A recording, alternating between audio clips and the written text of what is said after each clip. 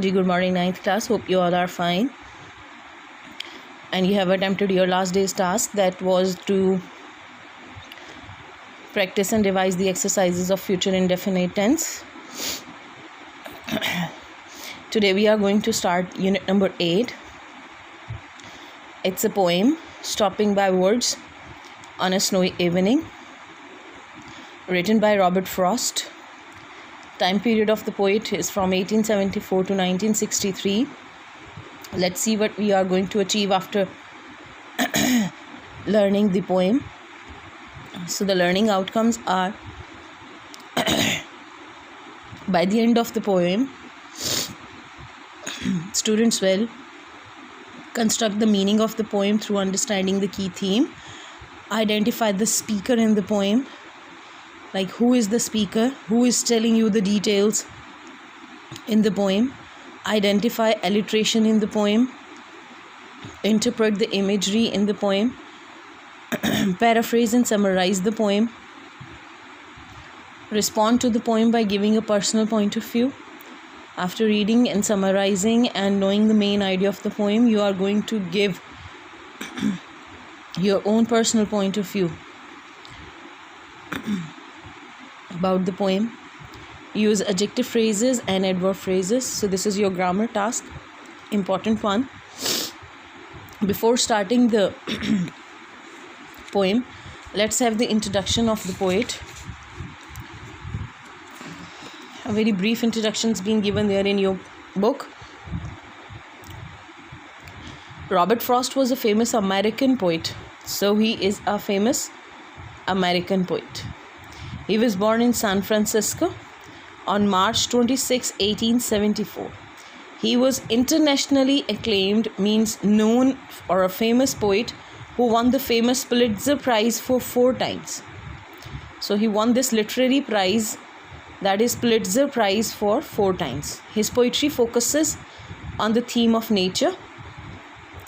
So he selects the subjects related to nature in which he embedded the contemporary and philosophical issues of his time.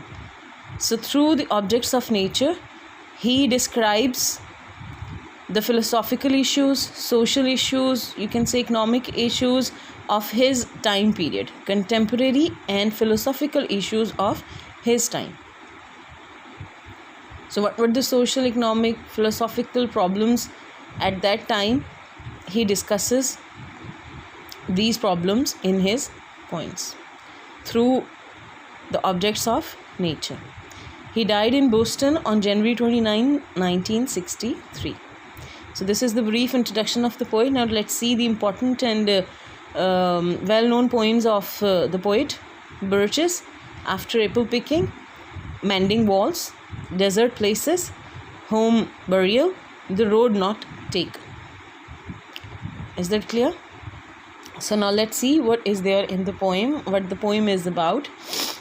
So we'll just simply read the poem first, right? Read the stanzas out to understand the meanings, right? Whose woods these are, I think I know. Last, who is the speaker? Speaker is using first person pronoun I for himself. It means I is the poet himself. Is that clear? तो speaker is the poet himself. इस poem में speaker कौन है? Poet खुद है, क्योंकि वो use करता है अपने लिए personal pronoun first person I. Clear? So whose woods these are, I think I know. कहता है ये किसके जंगलात हैं, मेरा ख्याल है मैं जानता हूँ. His house is in the village though. His house means the house of the master और the owner of the woods. किसकी हैं ये? वो कहता है मेरा ख्याल है मैं जानता हूँ, और जिसकी ये वुड्स हैं उसका घर इज़ इन द विलेज दो. तो अगरचे उसका घर जो है वो गाँव में है. He will not see me stopping here.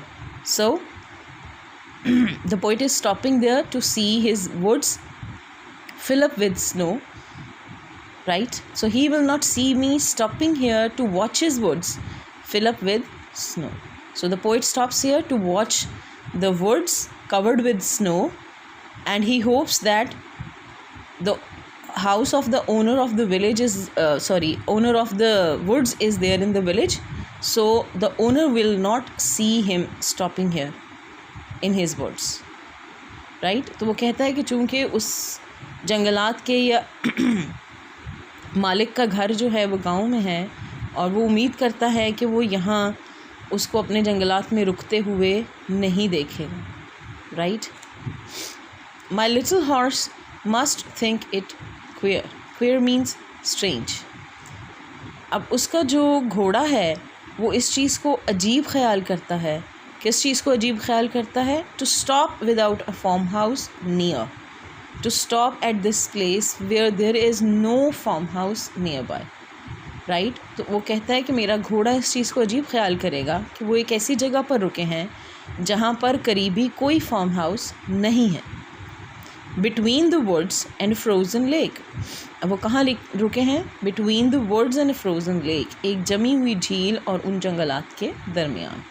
And it's the darkest evening of the year, right? और ये रात भी उस साल की शायद सबसे ज़्यादा अंधेरी रात। Clear? He gives his harness bells a shake. So he shakes the horse. The horse shakes his harness bells or control bells that are hung in his neck by the master to ask if there is some mistake. So he gives a shake or a jerk to his harness bells to ask his master if there is some mistake, if they are making some mistake by staying here in this barren place, right? तो वो अपनी harness bells को हिलाता है अपने master की तवज्जो इस तरफ दिलाने के लिए कि क्या वो कोई गलती तो नहीं कर रहे। The only other sounds the sweep of easy wind and downy flakes.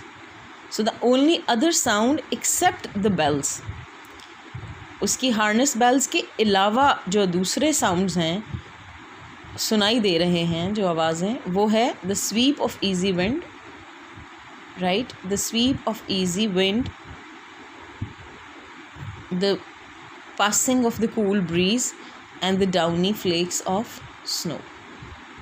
तो उस घोड़े की हार्नेस बेल्स के अलावा जो दूसरे साउंड्स हैं उनमें हवा का गुज़रने की आवाज़ और नरम रुई की गालों जैसी बर्फ़ के गिरने की आवाज़। तो ये दो आवाज़ें जो हैं वो वहाँ पर मज़ीद सुनाई देती। Clear? The words are lovely dark and deep. वो कहता है कि ये वर्ड्स जो हैं जंगल जो है लवली है, डार्क हैं एंड डीप है, but I have promises to keep. लेकिन वो कहता है कि वो यहाँ ज़्यादा देर रुक नहीं सकता क्योंकि उसको आगे मूव करना है, उसको आगे अपने बहुत सारे काम निपटाने हैं। Like I have promises to keep, मेरे पास बहुत से वादे हैं जो उसने पूरे करने हैं। Miles to go before I sleep, और उसको अपनी नींद से पहले मीलों जो है उस सफ़र तय करना है। Now in this paragraph sleep जो है उसको रेफ़र किया जाता है एज डेथ, कि शायद वो यहाँ अपनी डेथ की बात कर रहा है कि मरने से पहले उसे बहुत से काम निपटाने हैं और मीलों सफ़र करना है, इसलिए वो यहाँ एक जगह पर नहीं रुक सकता। Is that clear? Now this is simple explanation of the poem. आप इसको रीड आउट करेंगे, right? Try to understand the meaning of the poem. Okay, let's see what's the theme that's been given there in your book. The poem points out at the attractive and exciting beauty of nature in form of words. जंगलात की सूरत में इस poem के अंदर nature का एक exciting और attractive aspect जो है वो डिस्क्राइब किया गया है। And simultaneously mean side by side hints at the need to carry on with the daily affairs of life. और उसके साथ साथ हिंट दिया गया है कि हमें अपने डेली अफेयर्स ऑफ लाइफ जो हैं उसको भी जारी रखना है। दीज मस्ट भी कैरी ऑन, हम एक जगह पर नहीं रुक सकते, राइट? बहुत से प्रोमिसेस हैं जो पूरे करने हैं और अपने मरने से पहले मीलों सफ़र तय करना है, बहुत से काम जो हैं वो निपटाने।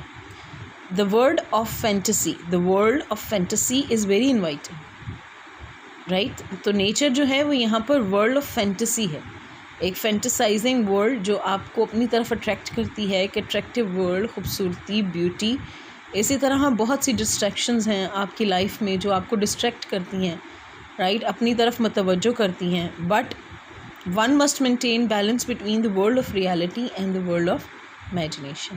लेकिन हमें अपनी ज़िंदगी में हकीकत और इमेजिनेशन के दरमियान एक बैलेंस रखना है। हम इमेजिनरी वर्ल्ड में नहीं रह सकते। We have to face the reality, we have to face the bitter realities of life, we have to face the responsibilities of life. Is that clear? So this is the theme, or you can say the main idea of the poem. So your today's task is just simply to read out these stanzas, right? Words are not that much difficult here, okay? So focus the main idea of the poem, read the stanzas out, try to understand the meaning of the poem. Tomorrow we will discuss inshallah the grammar part of it and the vocabulary. Okay, take care.